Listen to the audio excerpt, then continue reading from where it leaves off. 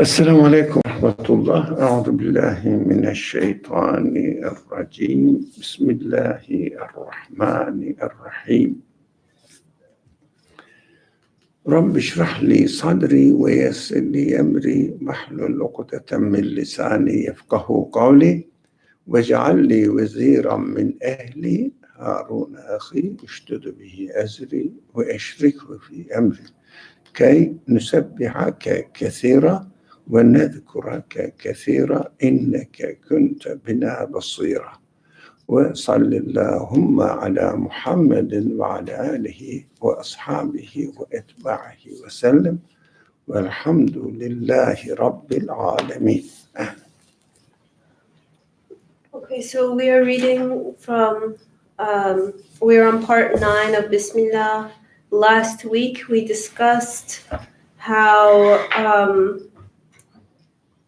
we discussed multiple things, but I guess the main point was how the qualities that I see in the things themselves, I cannot attribute to the things themselves because the actions or the qualities in their actions that they manifest are outside of the sphere of what their capacity should entail. We also talked about how everything is subject to the order within the universe. And if, for example, with the, let's say, one example we gave was the leaves of the, or like little roots of plants that break through the rock, this being on one hand manifesting some sort of action that must be beyond the capacity of the silk-like roots, but at the same time understanding that this is, as I experienced it, part of the order of the universe, and if this action is, from my perception, something miraculous in that it is beyond its apparent capacity, then everything within the order of the universe becomes, in a way, miraculous, or within some manifesting some sort of qualities that are beyond the apparent, that are beyond its capacity. Yeah, and this conclusion is correct for every single being. Right. So the universe altogether proclaims the same conclusion because there is no exception to it. As long as we live in this world, we cannot get out of this world. That's how we are created, impossible to get out. So whatever we do, we have to be conscious of the action of the Creator manifesting there and introducing himself to us. There is no way to change the place so that you will change the view, your understanding. Whatever you do, even you are a farmer, doesn't matter. You are a worker, construction company, doesn't matter. Or you work in an office, again, you are in the world. What is expected of us to notice that everything within the universe demonstrates the qualities of its creator in it. So our duty is to pay attention to the manifestations of the qualities manifested in each and every being. So, for example, changing one's position in this world, changing one's place in this world, does not help him or disable him to get in contact with the creator of the world. So really, everything depends on our view of the things. How do we observe them? How do we see them? It doesn't depend on the outward or external world. It depends on internal world, how we perceive the events and which kind of conclusion we come up with. So we have no excuse not to be aware of the reality of the creation, reality of the creator. For example, you cannot say that, oh, I didn't go to the mosque today, so I didn't remember the creator. Or you don't have to go to the mosque, in your house, wherever you are, in the street, in the car or bus or train. You can just use anything available to you, which is which you don't find yourself that nothing is available for you to remind the creator. So we have to look at internally. Internally means how we perceive them. I think that is important to concentrate on one's own perception of the world rather than what the elements or the things we are encountering with, including the events, social events, or interaction with other people, other people's treatment of us, our treatment of other people. They are the same. Still, we are experiencing the creation, act of creation. So we know that what to do in this world as far as my personal responsibility, physical responsibility is concerned. So we don't need encouragement. For example, to do this job, it is better for you, so that you can be with your creator in a better atmosphere. Because it depends on your perception of the event, not the external existence of the things. You can turn everything into a means of communicating with the creator at every level. So we have to be careful. For example,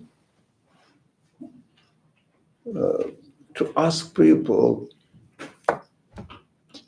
apart from our weaknesses, this is different, to ask people to change the position, his position, her position in the world. But we have to, if we want to help people, we have to help them how to interact with the universe by changing their own view. That's why the author always emphasizes on the importance of our perception of the world, rather than what is created outside. This is the main point in studying the text here. How are we going to do it? What kind of attitude we should have toward the beings outside, and which kind of conclusions we should come up with. That is what our main responsibility is. So if someone, let's say, has a right attitude towards the creation, stays in a quiet, calm house, and doesn't get involve and interact with other human beings rather than, for example, can you imagine being a bus driver for the city transportation service in New York? Every moment you encounter with a different man, different attitude, and some of them are nice, some of them are nasty, some of them are rude, some of them are kind. So it depends on you, not the people. How you perceive it. Because what you are encountering with is act of creation. Something is created for you, provided for. Of course, this needs a larger view of existence, the universe altogether. Whether it is an accidental being, meaningless, accidental means meaningless, or it is given existence by a conscious being. So conscious being creates everything with the awareness that what he is creating. That's what we should understand. If the source of existence is a conscious being, then he must be doing everything consciously. So we have to take care of our attitude rather than the other things, or even in connection with the other human beings rather than the other people's attitude. We have to take care of our attitude. Because the consciousness is required, necessary. This is not created by accident, but we have to look at, as far as our relationship with the source of existence of the event is concerned, look at the existence side of the event. But other people may have some wrong attitude towards you. Take a stand accordingly, but never forget that be calm. Never forget that it is accidentally happening. This person is being nasty to me. And that is why you cannot control yourself. No, you cannot control yourself because you haven't educated yourself well. You haven't trained, or we haven't trained ourselves well. Otherwise, we should keep quiet. It means, as far as the creation side of it concerned. But if I have to do something, then do it as your duty, because it is created by a conscious being, and it is required of you from him that you should do this. So you say, okay, in this case, for example, somebody is attacking me. Okay. In this case, what is my duty? Again, given to me, the duty is appointed to me by the creator of the event. Rather than reacting the man, have an attitude that you are obeying the order of the creator of the event. That's a completely different concept. We think that we have to defend ourselves. We may feel that. Yes, we have to defend ourselves, not from the harm of the person, but as an obedience of the creator of the event. Because the creator of the event has given you the sense that you have to defend yourself in a harmful circumstance. So defend yourself as an obedience of the creator, nothing to do with the man. Do you understand the difference? That needs a really consciousness, but very simple. To have this consciousness is very simple. Fundamentally, it comes from, this consciousness is, or should be developed from the awareness of the source of existence of the event. Who is creating it?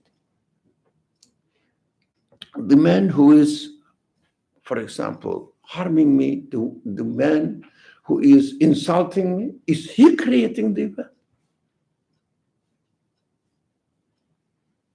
ask the question, is he creating the event? In this world, he is the reason for the creation of this event, but the creator is putting you in this position. Creator is putting you in this position and giving you the opportunity to remember that the creator of the event is creating it knowingly. It is not happening accidentally, and the event is the event is not in the hands of the person who is attacking you or insulting you. The other conditions are completely irrelevant to you as far as your remembrance of the creator of the event is concerned. Do you understand? So we have to train ourselves. We have to be conscious of what I am doing, why I am doing. If we really train ourselves in a very unacceptable, becoming or unfriendly event, which is not favorable for us, maybe annoying. Yeah, the sense of annoyance is given to me. Yeah, so I have to use that. This sense is given to me to what? For what? In order to take a certain attitude towards the event, but bear in mind that you are not reacting the man, you are obeying the order of the creator of the event. As an obedience, you do this. Very simple example. If the weather is very cold, as it is today, in the morning it was really much below the freezing degrees. All right. So what you have to do, we are expected to obey the order of the universe who created the earth in this part of the earth, a cool atmosphere, a cold atmosphere. Yes? Okay, saying that, okay, you created it. What am I supposed to do now in order to obey the will of the creator who created the cold weather? Wear something warm, wool, and protect yourself from the cold, that your feelings are created by him again, that you need it. You are not aware of it. You are very, very well aware of it. I am very well aware of it. So I have to protect it. But don't get angry with the cold air, cold weather. It is not happening accidentally. It is under control of the creator, because it cannot exist without the will of the creator. So you can extend it to human relationships as well, or anything that you are interacting with, anything. If you find harmful, okay, keep away from it, but bear in mind that you are obeying the order of the creator of the harmful event. That is beautiful, but unfortunately, mainly we are taught, we are educated in such a way that we react on the horizontal level, event level, without remembering the source of existence of the event. If we gain this consciousness, this awareness, really, we won't get any upset, we won't get out of control of our own will. We will be always calm, but do your duty. Now, it doesn't mean that it is cold and I will be calm and I'm not going to bother about wearing anything, putting on my body something which protects me from. No, it doesn't mean that. Because you have the consciousness that you need to cover. This is an order from your creator. Because you are aware of it. If you were not, you are not responsible. But if you are aware of it, yes, you have to do it, but with the consciousness, one thing. That is why it is important to understand that everything is created or is coming into existence, not by itself, but by the will of the Creator, which is everything comes into existence in the name of the Creator. That's what we need to know. So we will study now some more details of it. Do you have any concern also? I very simplified the subject that life conditions are much more complicated than it is presented, but the main line of attitude must be this, bearing in mind that this event is not accidental, coming into existence in the name of its creator, whatever it is, even in death position. Okay, I am in a trauma and feeling agony, very painful. Okay, this is created by my creator. What should I do? Okay, there is no way to really stand or to take up this pain. So use whatever God gave you the opportunity again, use it. Don't run away from it. But take the medicine if you need to take, for example, in the name of the Creator. Why? That event is created by Him. Your feeling that you need to do something is created by Him. If there is a means of solution, that means also is created by Him. But be cautious, I am acting in His way, in His name. And in acknowledgement of Him, I am doing this. That is summarized in the very simple phrase that we have in simple, while we are saying it is very simple. Being aware of the meaning is not complicated. In the name of God. Act in the name of God. Everything that this text we are going to read will give the summary of it. Okay? Inshallah. Are there any kind of practices that we can keep this consciousness alive in our life? Yeah. So you have to do, have this kind of conversations, reminders in your life. Otherwise, no one is advising you this.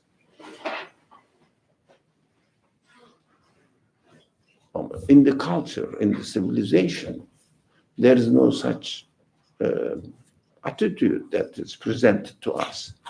It is completely at the level of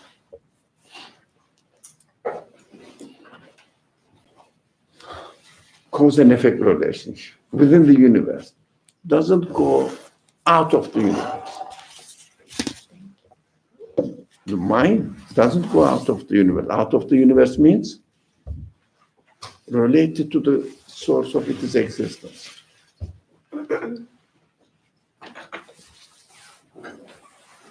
Doesn't that needs a consciousness. It is not difficult at all. It is not difficult, but unfortunately, we don't get the education. We don't get the training in this way, in any way. There are people, they're very simple, those people who are not thinking of the creator or source of existence, they say, do your duty as far as the horizontal relationship, cause and effect relationship within the universe is concerned. Yeah. And maybe give you advice, be patient. Try to be tolerant to people, understanding the people, this kind of things, not God, the creator. Now, for the religious people, they don't again, the religious people, they give apparently the religious advice, yeah, they say, what do they say? Okay, it is qadr. So submit to God. But why? You cannot explain it. Why should I submit to God?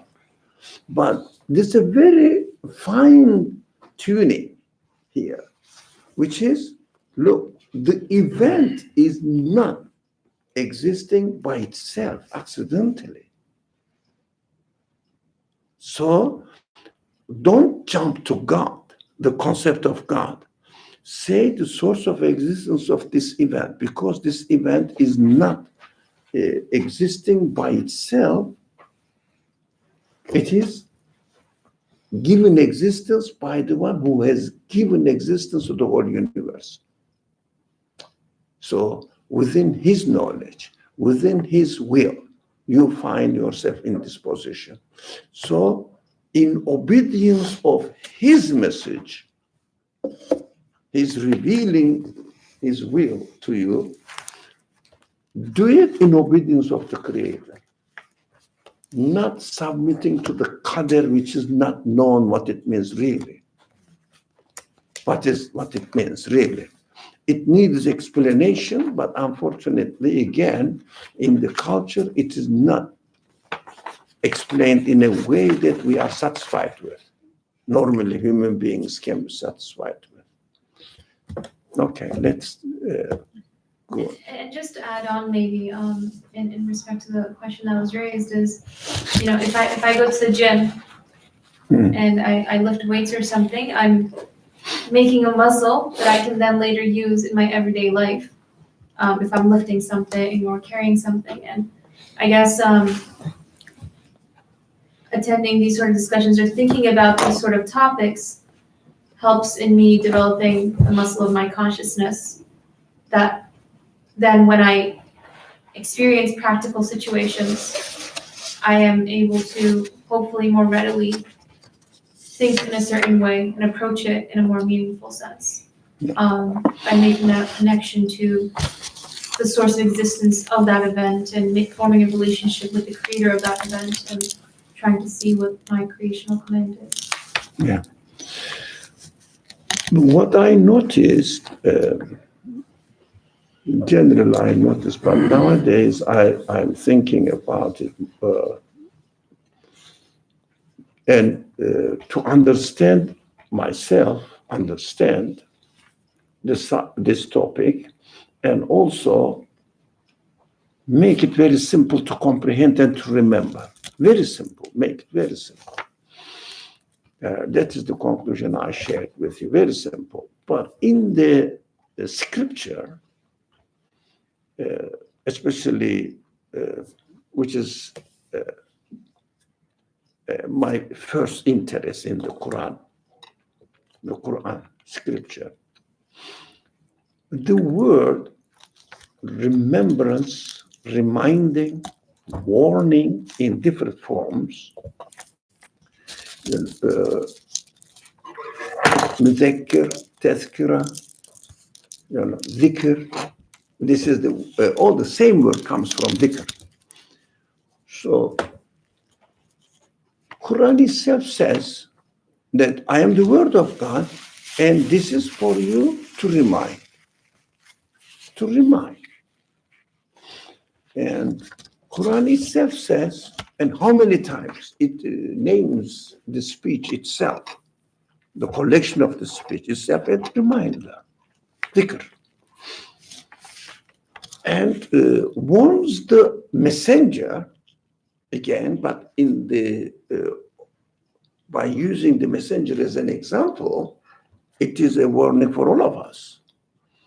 So warns the messenger and says, you are just a reminder. Give the news to them. Yeah? Warn them, but by reminding. By reminding, warn them. Look, it means, reminding means you cannot really make people change anything, or you can only remind people and remind yourself. It's so simple. It's very simple, not complicated. But reminding, we have to understand that reminding means or preassumes that you have something in you so that you should awaken him. You have something in you. It means the capacity, ability, the tools you have already endowed with. You are equipped with the tools. So just awaken them. By education, but remembering again and again, we are watering as if the seed, so that the seed will grow and become fruitful. Seed is there, but unfortunately, this civilization doesn't water the seed. What we learn in our education, in education system in all of the world, horizontal relationship, cause and effect relationship.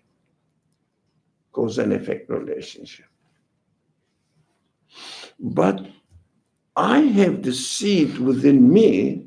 I have to remind or awaken this seed and make it grow so that it will be affected in my life by reminding myself or each other.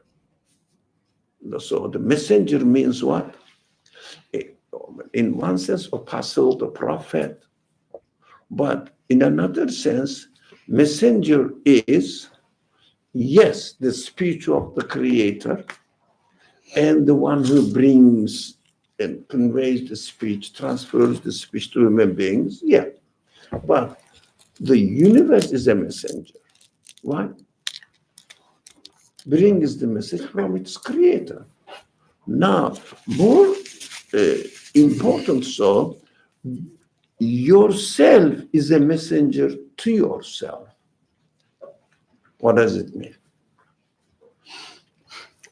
Your abilities are the means of remembering again the source of the existence of these feelings, this human quality. For example, the simple example, go back again to the cold weather conditions or hot weather conditions. You feel that you have to do something. That's the messenger. It's reminding, automatic, within yourself.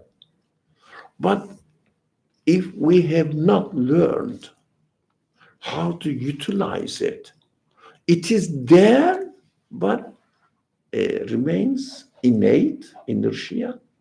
Is it correct? So it needs energy to move, to go further. It must act. How?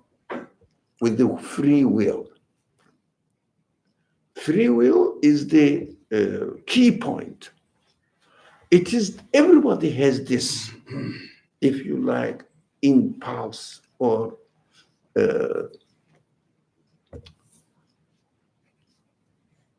what's the word? Tendency.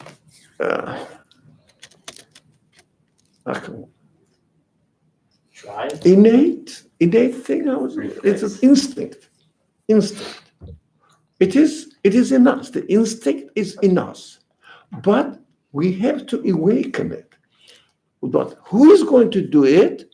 Free will. This is the apparently mysterious side of the matter. Who is the free will? What is the free will? You can try to understand that there is a free will here, and I am here, to lead the free will. That is very complicated matter. There's not a separate thing. Free will is you, but it is free to utilize yourself. You are free to utilize yourself. It is difficult to explain it, but experientially, or everybody experiences it within itself that, look, I have a free will. That's what I'm doing all the time, using my free will. Is there any moment that I am not using my free will? Maybe while you are sleeping, and you are not responsible for this time period that you are sleeping. Otherwise, you automatically wake up within your own free will, but it is free. It is the difficult thing to understand about it. The free will is not out there that somebody will take this way or direct it to another way. Free will itself is acting freely according to the owner of the free will, the possessor of the free will, which is what I mean. But it is given to me, and I am free will, if you like. So there is no I, and there is no free will up there. I am free will, as all my feelings are. I am. This is difficult to explain, but if from the experience you understand that free will is there and you can use it, nobody is preventing you from using it. But you may not be able to do it as you wish to do it. As you wish to do it. For example, going to the education system or any training system, when we're going to the gym, what we do, we feed what we want to. We choose to feed it. But if we don't feed it, it remains within us without developing. If we don't educate, train it, concentrate on it, that I have this, I have to be aware that I have free will. So be aware of it. Otherwise, if we don't notice that whatever I do is the result of my free will, is the result of my choice using the free will. But if I have not educated myself, as if human feelings act freely or independent of my choice, but in fact, that is how I preferred not to educate the free will, not to train the free will. That is why that is the result of my choice again. For example, if you go to school and if you don't learn, that's your choice. So when you don't learn, you remain ignorant. It doesn't mean that you don't have the capacity to learn. But you haven't used it. You haven't preferred to use it. I think you wanted to say something, I have a but question, because one of the reasons I'm struggling with the idea of free will is, well, how do I phrase it? Okay. Is the notion that everything comes into existence not by itself, but through Bismillah, in tension with the idea of a supremely benevolent creator?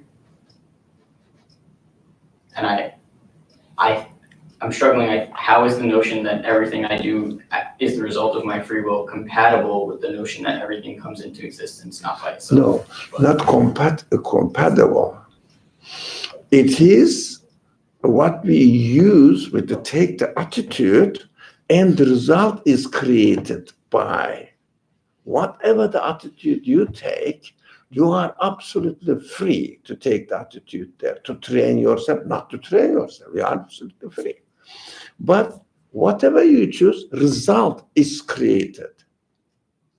So when you choose your free will or change the direction from this way to another way, it doesn't mean that you are creating it. You are wanting it to be created by the creator, as if you are asking the creator to create this result for me. For example, if someone doesn't learn, let's go to school, but doesn't listen to the professor or take notes and doesn't study, it means He is asking the Creator to make him remain as ignorant as he was. A little bit, yeah. 1%, he learns 1%. He just created 1%, depending on your choice. We have to understand that a whole universe is coming into existence according to the free will, according to the will of the Creator, absolute will of the Creator. But within this area, I have my free will. Again, it is his choice to give me my free will. Let it free is his choice. Did you make your free will? No. Did you really decide that your free will must be in this form or another form? No. It is given to you as you have it. But you know that the nature of free will is to be free, to choose, not to create. So there is no need for compatibility, to look for compatibility, because he is the Creator. You are the one who is begging the Creator to create this way or another way.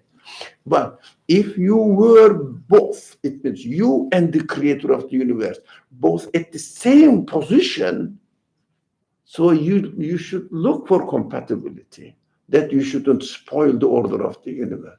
But we are not in the same position. Impossible. Can you create anything? Think about it. But you choose and wait for the result to be created. That's what we do. So rather than thinking about how can I create this result, we have to think about what is my duty towards the Creator within the order of this universe. Whatever I choose, he creates or not. For example, if you choose to wish that, to want that this building will collapse right now, do you think it will be created because you willed? You know your limit, huh? Yeah. But you can choose your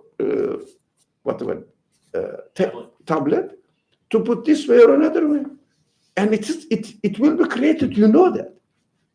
This ability is given to you as well.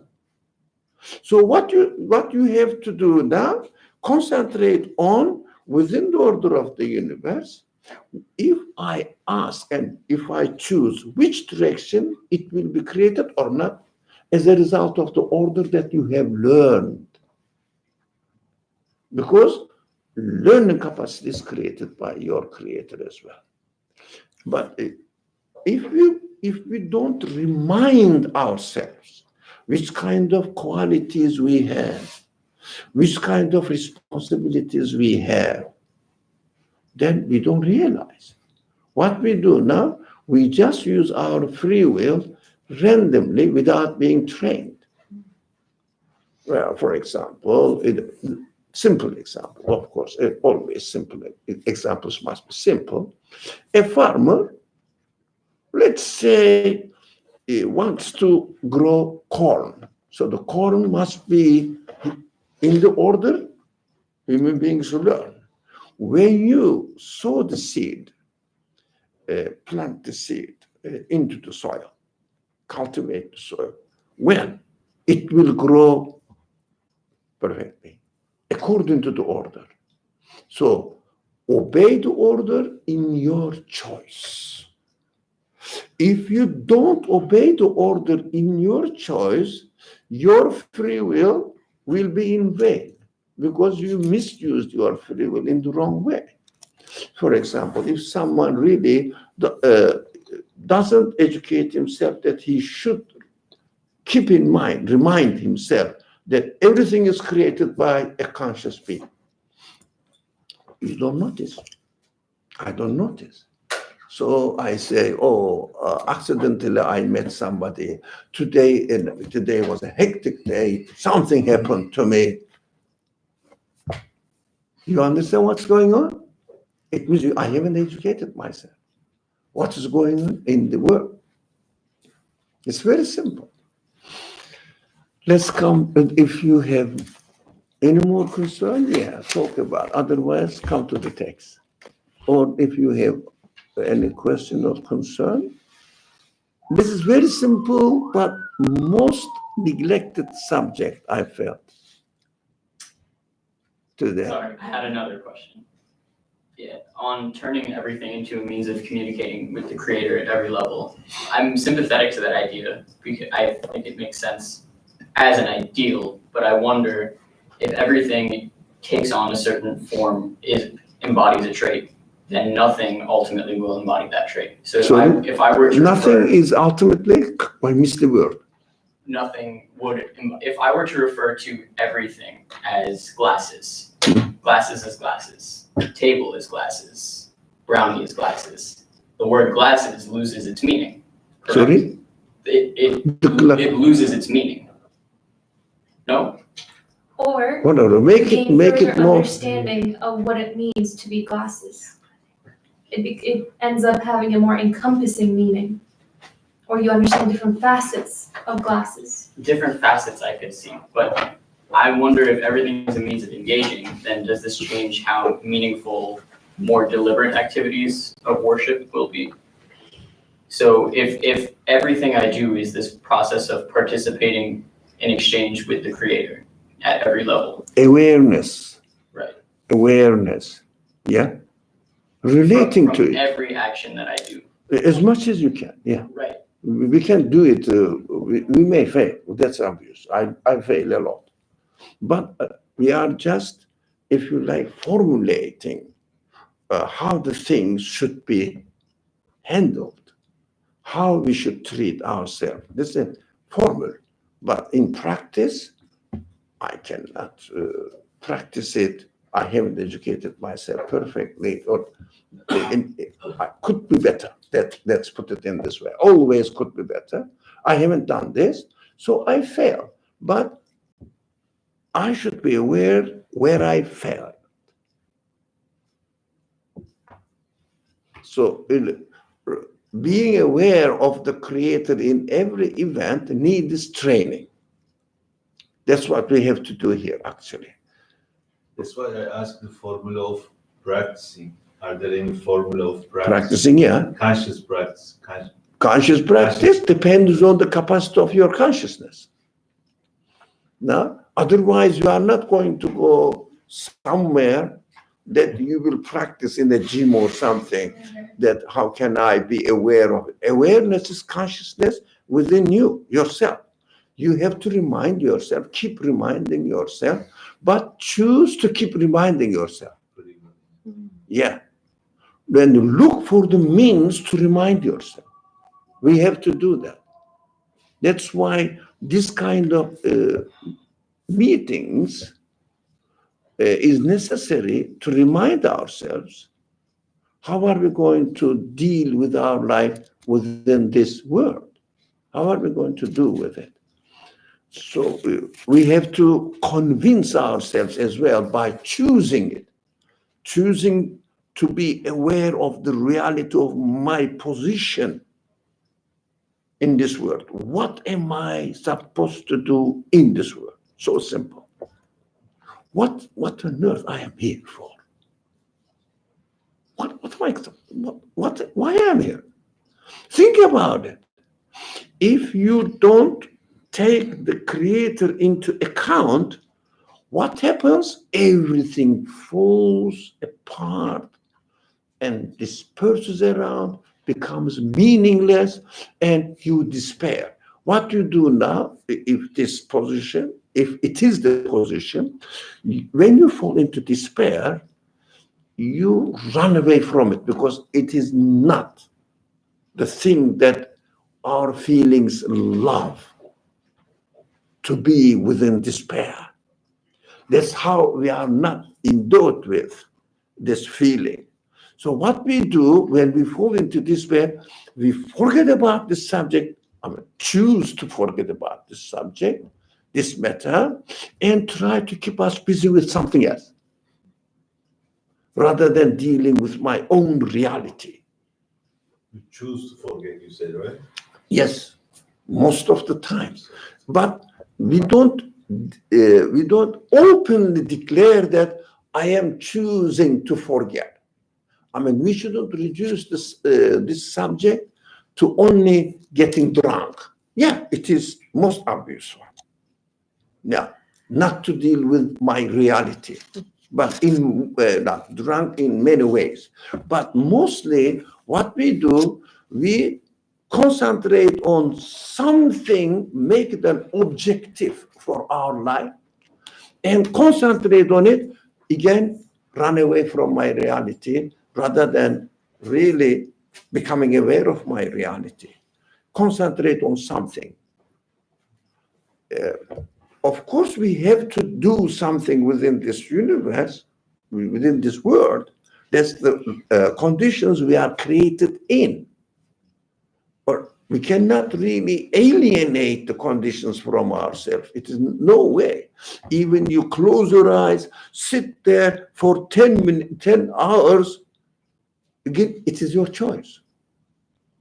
It's not a way of really obtaining the reality. That's why, if you like, I'm using this word. It's a very common practice, becoming more and more common because people are helpless. Meditation. Meditate on what? Is meditation bad? No. But depends on what are you meditating on. So if you are meditating on to make yourself, empty yourself from every concern, okay, you can do that. You can do, okay, you empty yourself from all your concerns and make your life so simple. So what? Is it the solution?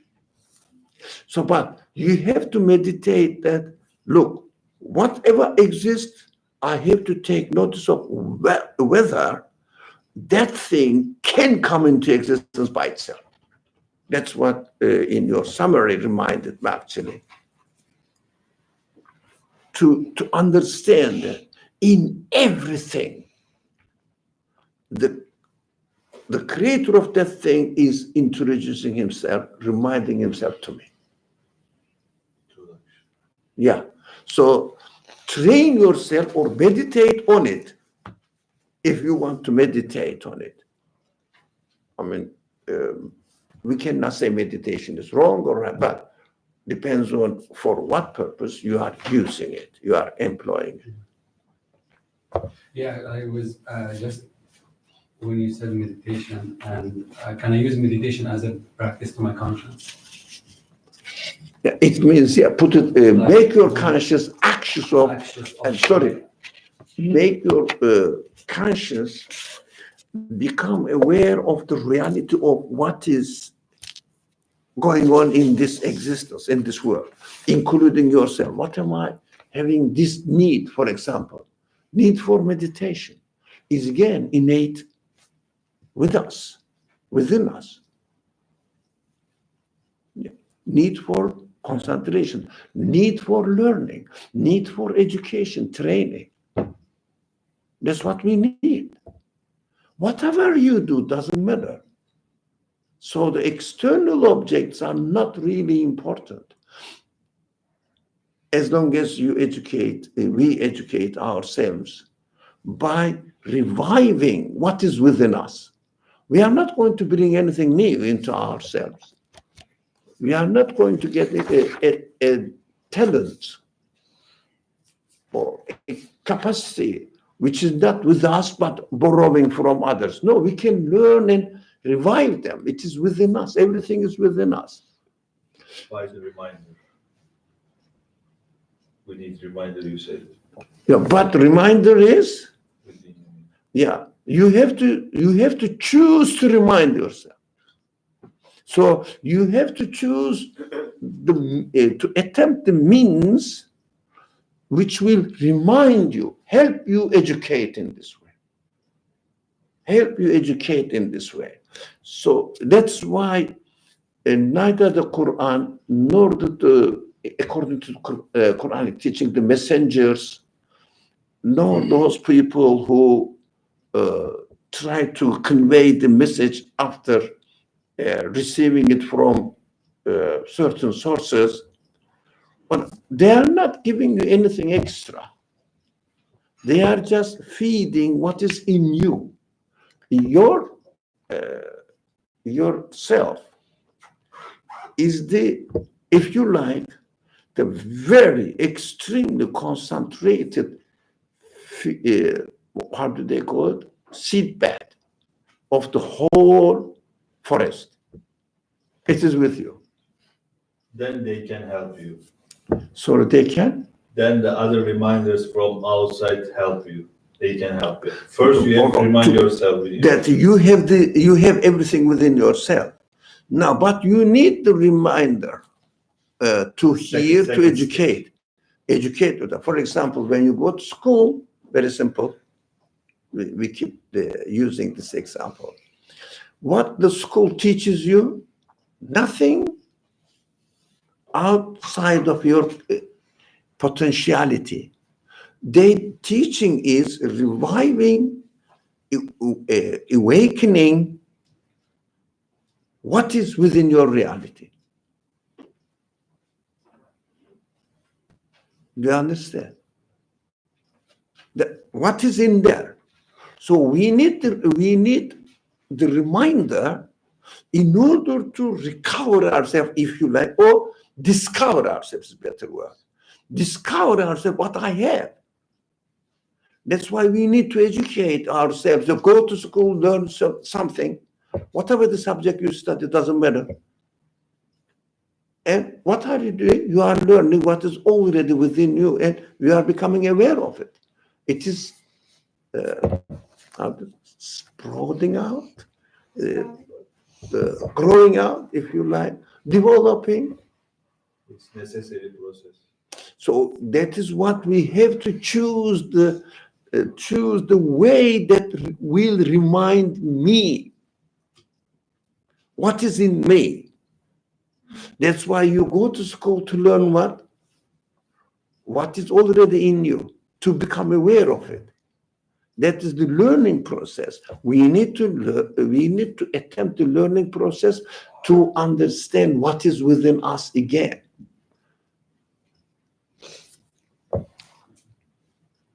We can go to the text now. So again, we're continuing to read from the first word. We're on the top of page 30 with the beginning of the question. Question. We give a price to people who are like tray bearers. So what price does God want, who is the true owner? So what the question is saying, what the tray bearers, what does it mean? Delivers, like means, vehicles. For example.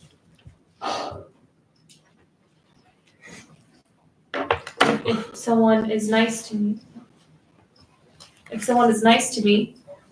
that quality of, or generous with me, they are a tray bearer in terms of being a means for me to experience the quality of generosity.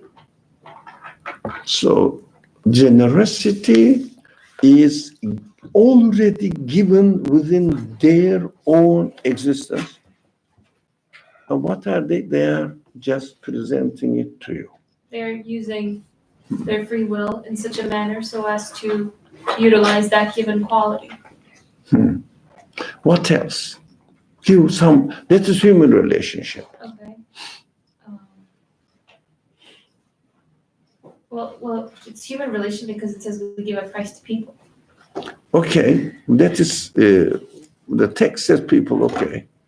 Okay, but something else, can you not see around in this world? Sure, I mean, when I feel cold weather, if the next day it's very sunny, I feel thankful because of the warmth of that sun. The sun is seeming to meet a need of mine, which is to not be cold. And by means of that sun, I am experiencing the existence of warmth. Yeah. which is what So when you are happy with an event, you need to thank. You need to be grateful to that source of the event itself. I do feel the need to express my gratitude to Yeah. something, whether it's just the sun or I'm glad this event is happening to me. Take an attitude. Right. Now, something happens, you always take an attitude towards it. Either you are happy or unhappy. Right. No, reacted or welcome. It doesn't matter. You take an attitude. I have a relationship of some sort, whether it's Yeah. liking or disliking. So, for example, when you go to the greengrocer, you buy something. Okay. So, is the greengrocer a tray bearer? Sure. Okay. What else? Everything. Or Or the everything. farmer? Coffee shops, we pay Yeah. coffee shops. The farmer? Yeah. Climate? As far as I'm concerned, within the context of how everything is a means of communication and every event is a means of forming a relation with the creator, everything, all of existence is a tray bearer. So tray bearers, for example, as you are coming from home here, then you saw a bird chirping, or how did they say? Chirping. Yeah. Did you like it? Yes. Do you think the bird is a tray bearer? Yeah. Because it is created to carry and to convey this quality to you. But at the same time, it feels more meaningful when it seems that the tray bearer is making a conscious choice. Yeah, no, correct. Yeah, it's Because correct. the consciousness behind No, the but we delivery don't know of it. whether the bird is conscious or Sure, not. I don't. Yeah, I can't So- directly confirm so- it. But at the same time, as far as the position of a tray being in the position of a tray bearer is concerned, whole universe is a tray bearer. Every particle is a tray bearer. Yeah. Every human is a tray bearer. Even yourself is a tray bearer. You say that I am a kind person. Yeah. No, you are a tray bearer of kindness. Yeah.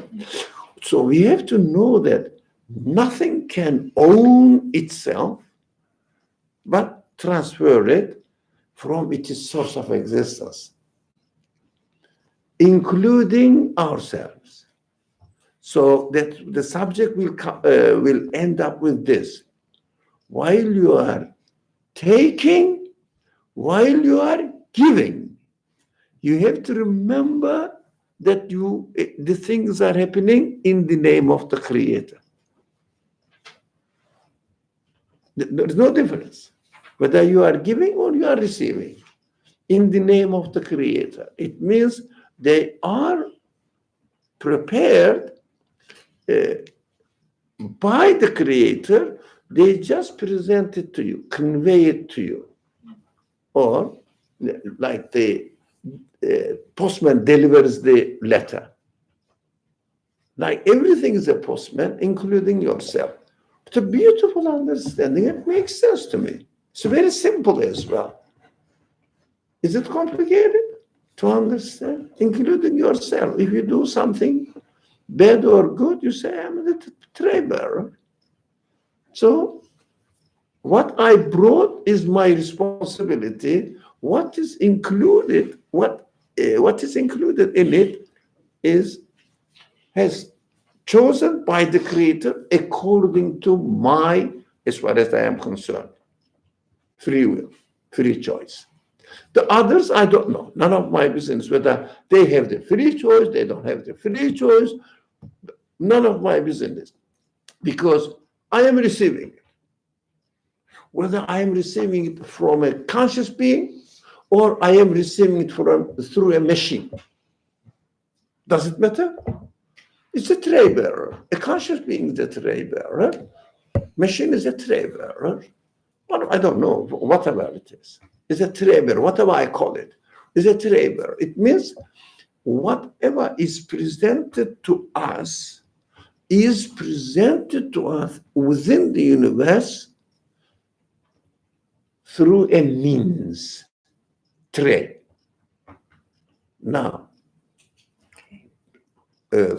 on a tray, prepared there, if you like, whatever is presented to us, rather than the first appearance of the one who brings to me, I have to use my human capacity to question whether this tray bearer, whatever it is, maybe a sheep,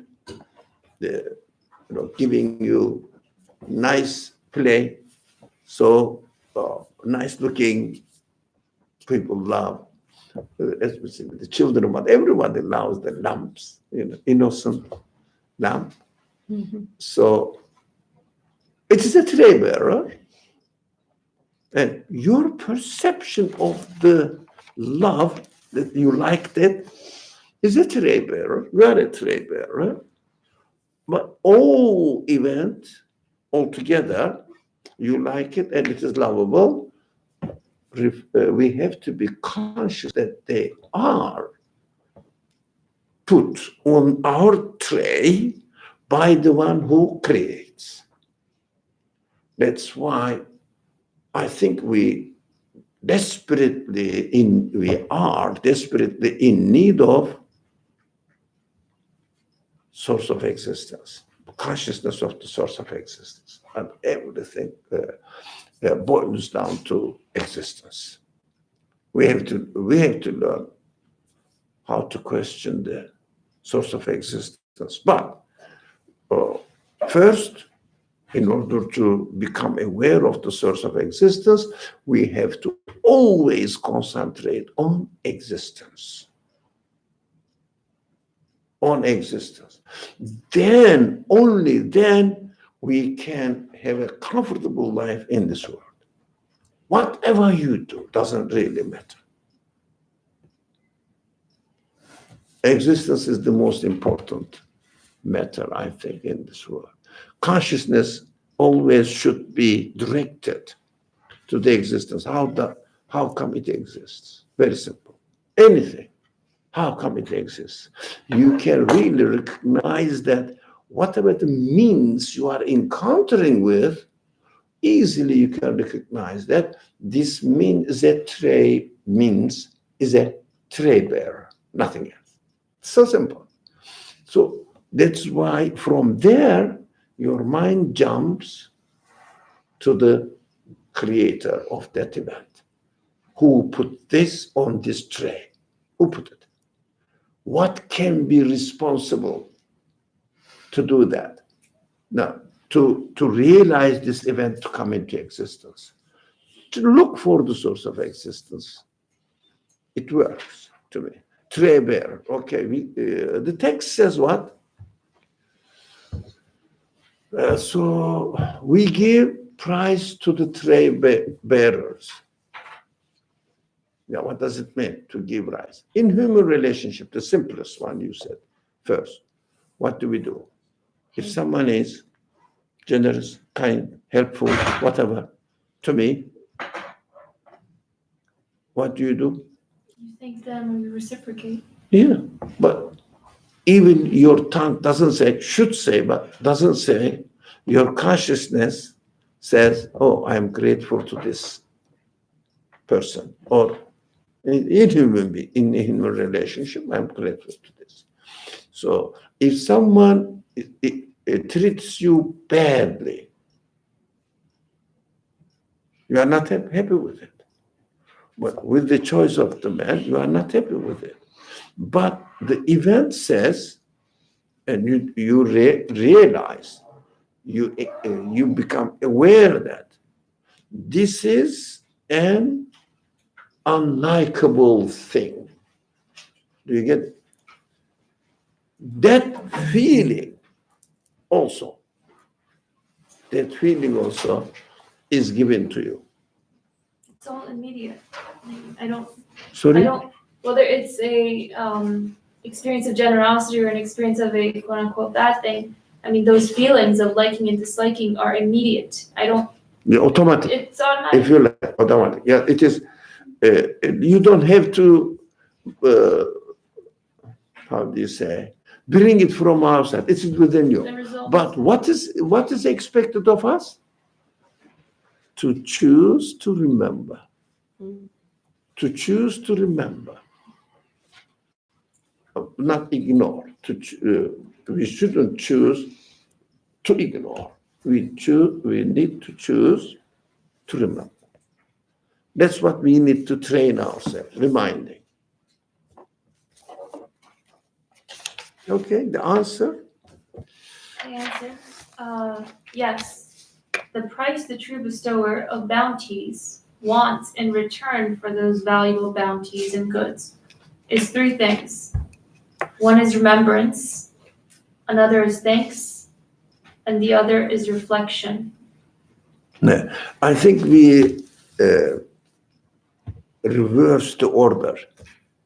We gave a preference to reflection. Without reflection, you can really remember what to remember, whatever you are supposed to remember. If you don't remember, that is reflection one. Remember two, but it's the text is saying it in a practical term and within the culture as well. And the result is thinking. So reflection, remembrance, and think. Does it make sense? Without reflection, you cannot remember. It is there, but you are not aware of. But you have to motivate or induce your awareness so that you will remember. But if you don't reflect, if we don't reflect, there is no way. We don't know what to remember. We have to question. Reflection is really questioning and trying to look for the way to solve our problems. We have to remember to reflect. Yeah, choose. So, well, reflection is the result of choice, as far as. So, when you choose to reflect, then you remember your duty, your responsibility towards what is created out there, within you and out there. Okay, that is also true. Choose. Saying in the name of God at the start is remembrance. Well, this is a typical but practical way of how the culture presents to us. But we studied that everything, well, he also studied up to now, everything comes into existence in the name of God. Everything says Bismillah in its existence. Everything says Bismillah in its existence.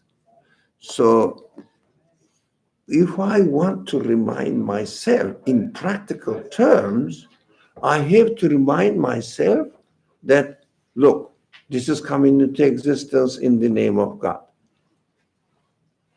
No, but this is reminding myself. But if I am not aware of it, it means if I have not reflected on it, I cannot really do that. Because we don't know, or I don't know what to do, because I haven't made an effort on doing it. You don't have the conclusion. Yeah, you haven't become aware of that everything is coming into existence in the name of God.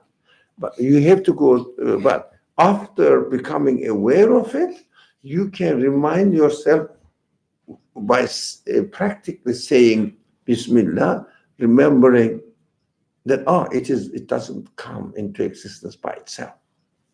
So it must have a creator. So whoever created the universe is responsible for its existence.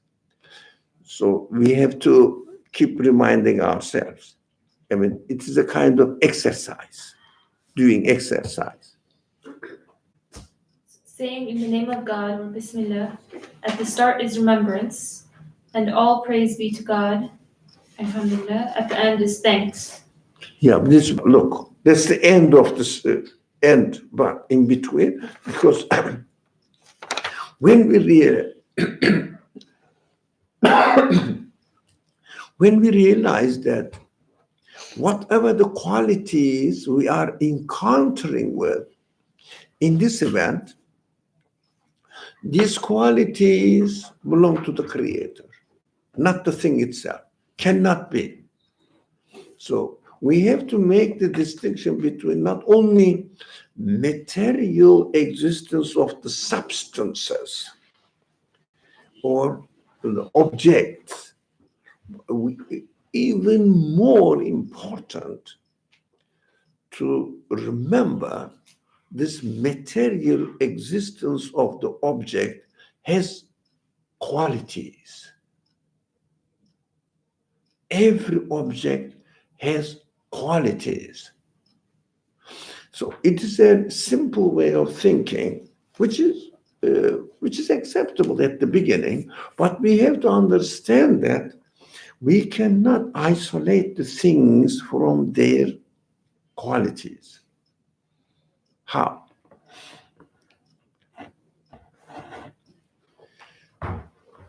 If you take the qualities of the objects away, there should be nothing remains. Everything is consists of dense, condensed manifestation of the qualities. Condensed. So we call it as meta. In fact, they are nothing but qualities.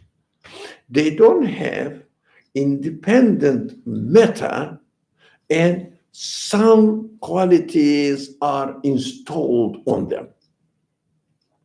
Is it clear? Some qualities are installed on them, because if you have an independent, if you think that there's an independent matter here and some qualities are installed on it, then the matter that you said is also so the matter itself also consists of qualities. So there is no way to miss the qualities of the Creator manifested in any object, because the things are just qualities. Yeah, what it appears to us, these qualities appears to us in the physical form. But if you really dissect them, what is this? What is this? What is this? You end up with the qualities manifested, condensed manifestation of the qualities makes this universe. Nothing can exist without manifesting in itself the qualities of its maker. This is important, but this is not the subject of this text. But those people who study somehow the theology of Islamic teaching, this is important to notice that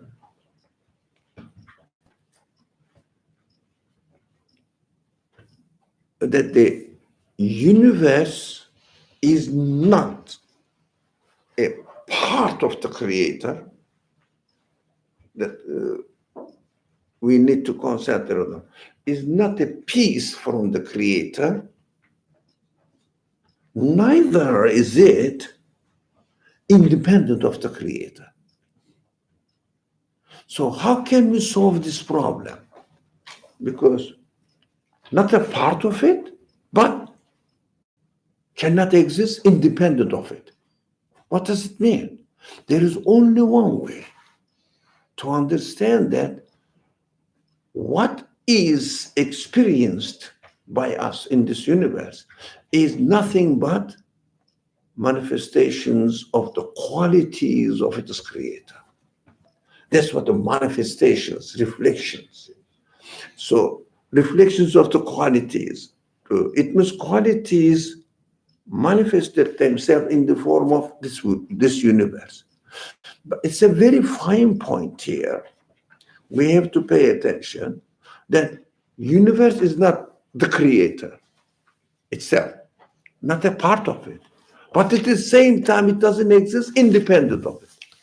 Why we cannot explain the universe without attributing every qualities in it to its source of existence? Because the universe, the things, cannot have their qualities by themselves, or the qualities cannot exist by themselves. So there is only one way of explaining. So this is it's a disputed matter among the scholars who are in the subject. It's a serious matter. But if we don't reduce it to a very simple level, then it becomes so sophisticated and complicated, and people start speculating on it. But we have to understand that whatever exists that we are experiencing here, we cannot find anything in it as independently existing from its source of existence. So simple. That's it. That's what I am interested in.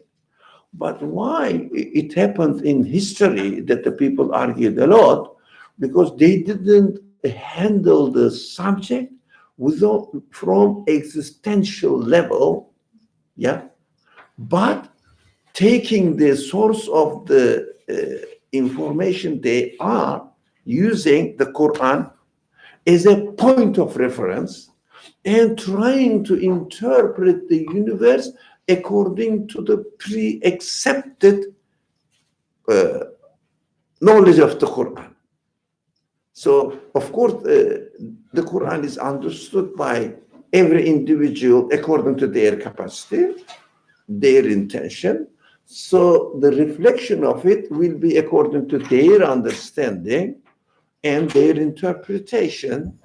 So it is the methodology is wrong. That is why they found it so complicated and argued about it really for a long time. And then they got tired of it and left it. So, but it is very easy to me. It's very easy. Just leave the text there, whatever the text says, come to the reality here. You will understand that nothing can come into existence without the choice, the will of its creator. It doesn't have an independent existence, nothing. So, but at the same time, you cannot say that any part of this universe is a piece from the creator. There is only one solution. That is nothing but reflection. So to go back to this Quran, that the Quran, which was their point of reference, go back to the Quran. You can easily understand what the Quran is saying. Nothing can exist out of my will, and everything glorifies me. It means all qualities in the universe, just the manifestation of its creator. Human beings is here now with their consciousness. Whatever the quality we see in the universe, we say this quality must be from its creator. But not that as a piece, but what? Manifestation of the qualities. That's the only way that we can understand. manifestation of its creator. There must be manifestation. They must be the manifestation of its creator. All the qualities. Because qualities cannot exist by themselves. According to materialistic interpretation of the universe, qualities are inherent within the matter itself, but they cannot explain the existence of the matter, source of existence of the matter, because there is no such thing independently from its qualities. You cannot say that. You cannot talk about an independent existent matter and with no quality manifested in it, or the source of the quality is the matter itself. That's what the materialism claims, materialistic interpretation of the world. Source of the qualities is the matter itself, but if we really reflect on it deeply, there is no matter which has the quality on it. Matter itself is the condensed quality. This is what I am. So it is not complicated, but just make it easy to understand. In order to make it easy, we have to have a clear mind by looking at the universe from one perspective, existence. Question the existence, you can solve the problem. Question the existence, you can solve the problem. But if you start from another perspective, for example, taking the matter for granted that it exists eternally, it's presumption, because in the universe there is no eternity. How can you talk about eternity? The existence of the time within the universe. Now, but the continuously changing things point to the source as to be the eternal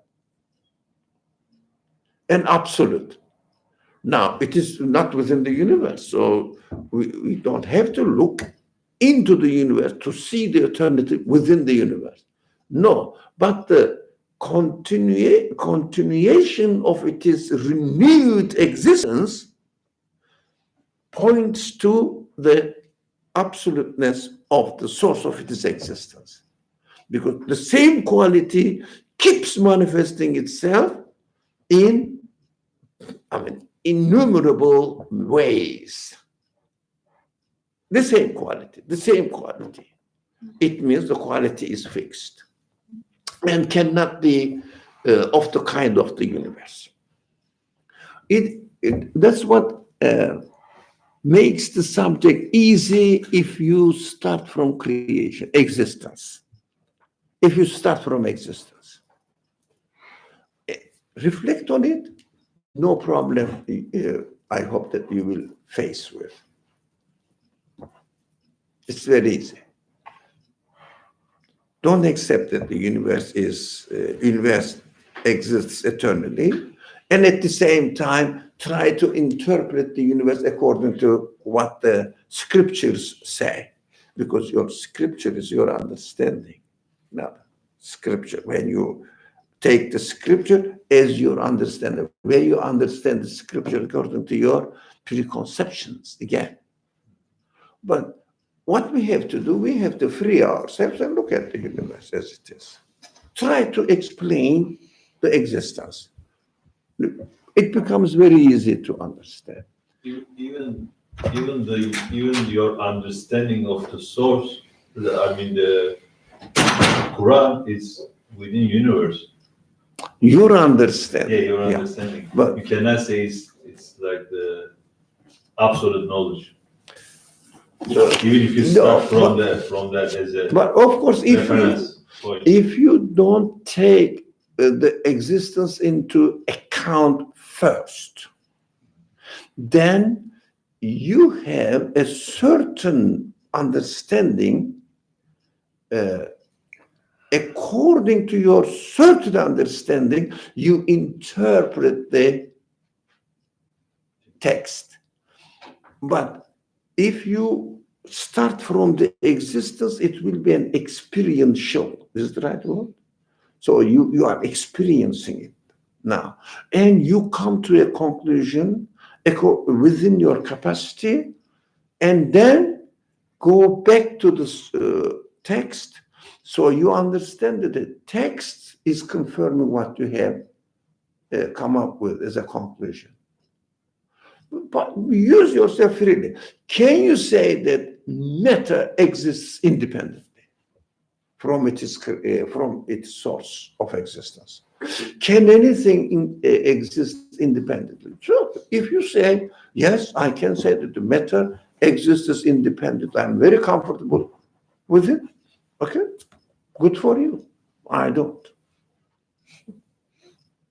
I can. It doesn't make sense to me. The nature of the universe rejects it. Okay, now we understood now. It's okay. Should I continue?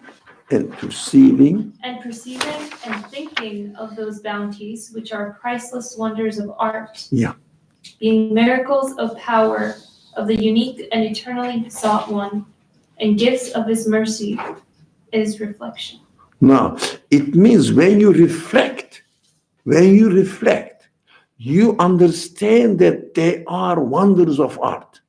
You understand, you become aware that after you reflect, of course, you become aware that they are miraculous. What does it mean, miraculous?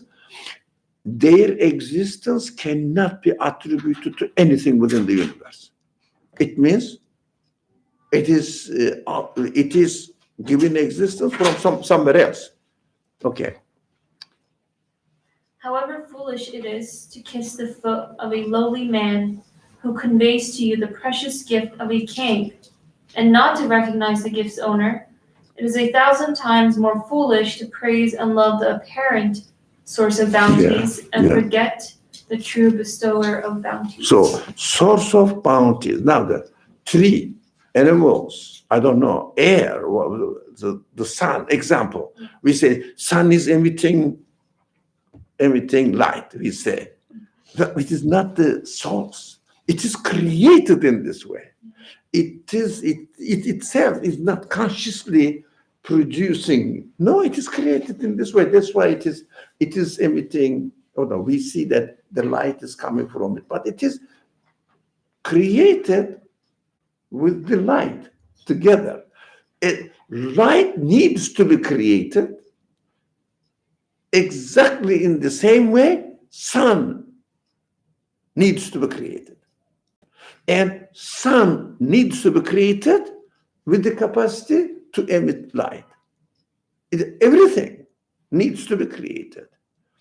So the source of bounties can be attributed, if we are not aware of it, to the people or the things, or I don't know. The plant carries the vegetable, for example. Chemical processes. Sorry? Chemical processes. Yeah, everything, even the machine. Now, it is not the source of existence. It is utilized through human mind with the human capacity given this one from the creation as they are created within the universe. There is no difference between a machine and I don't know what the tomatoes, for example. Yeah.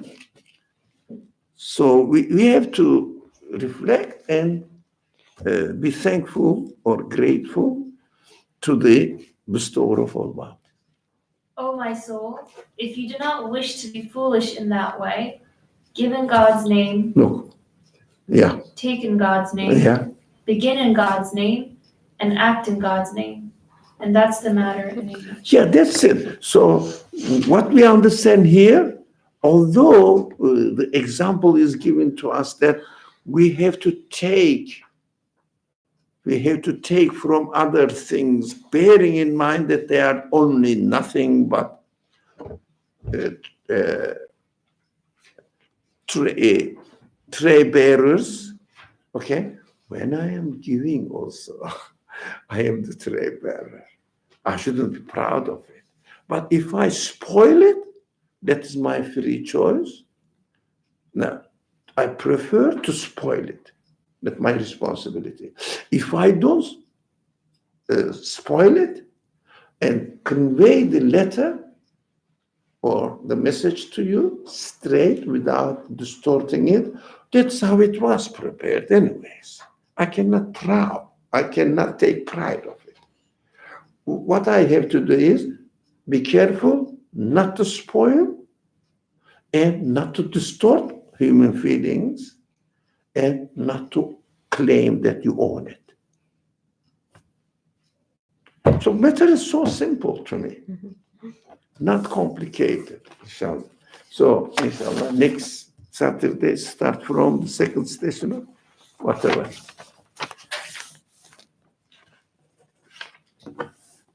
Yep. Thank you. Thank you, Dr.